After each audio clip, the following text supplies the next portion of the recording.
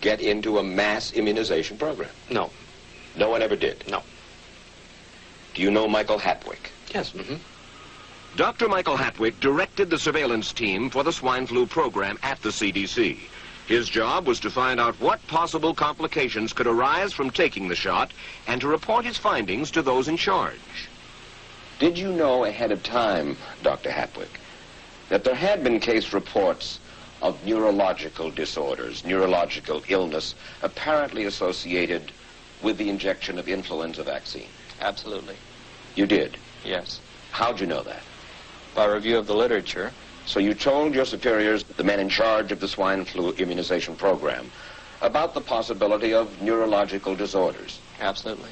What would you say if I told you that your superiors say that you never told them about the possibility of neurological complications? That's nonsense.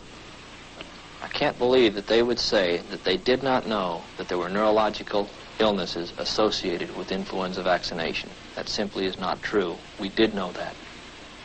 I've said that Dr. Hatwick had never told me of his feelings on this subject.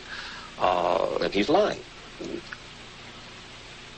I guess you would have to make that assumption. Then why does this report from your own agency, dated July 1976, list neurological complications as a possibility? I think the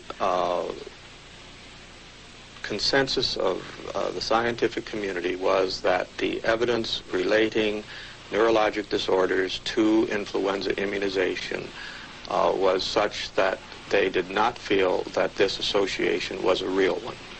You didn't feel it was necessary to tell American people that information?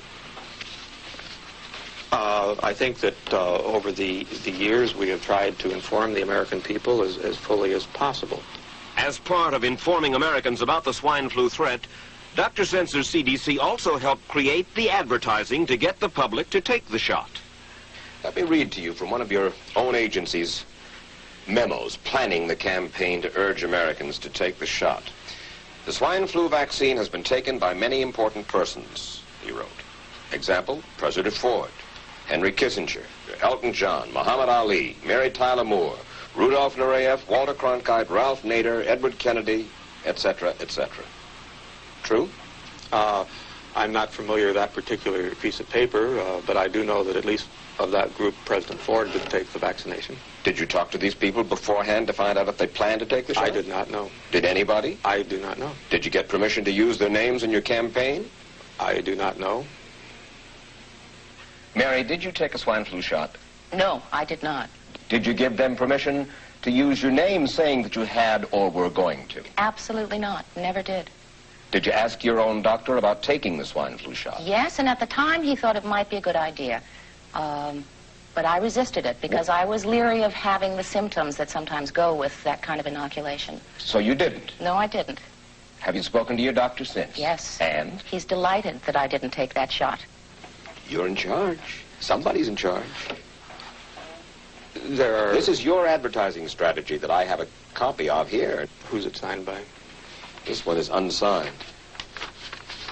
But you'll acknowledge that it was your baby, so to speak. It could have been from the Department of Health, Education, and Welfare. It could be from CDC. I don't know. I'll be happy to take responsibility for it.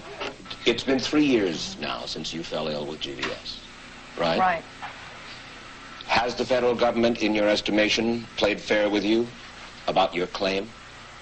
No, I don't think so. It seems to be dragging on and on and on, and really no end in sight that I can see at this point. With respect to the cases of Guillain-Barré, allegedly... Former Secretary of HEW Joseph Califano, too, was disturbed that there was no end in sight. So a year and a half ago, he promised that Uncle Sam would cut the bureaucratic red tape for victims suffering from GBS and would pay up quickly.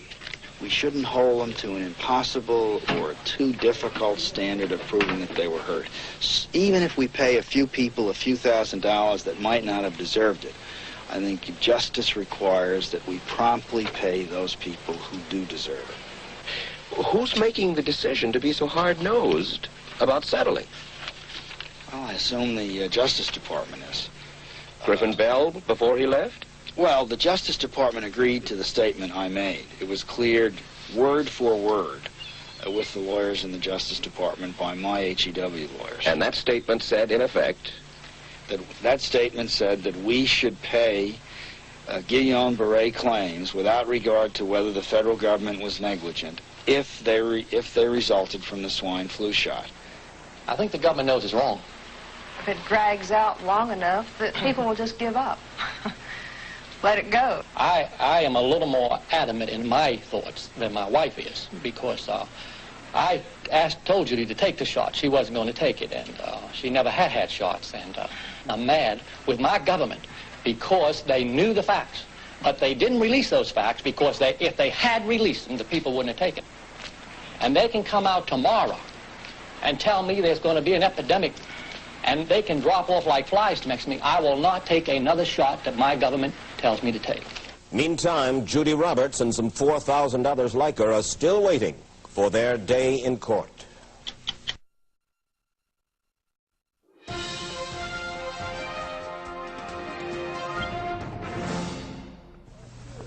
I don't need another flu shot. I had a flu shot last year. A swine flu epidemic may be coming. Swine flu shot? Well, I don't know. I've been thinking about it. It could make you very sick. Swine flu? Man, I'm too fast today to catch me. You'll want to be protected. I'm the healthiest 55-year-old you ever seen. Hey, I play golf every weekend. Get a shot of protection. The swine flu shot. Joe brought it home from the office.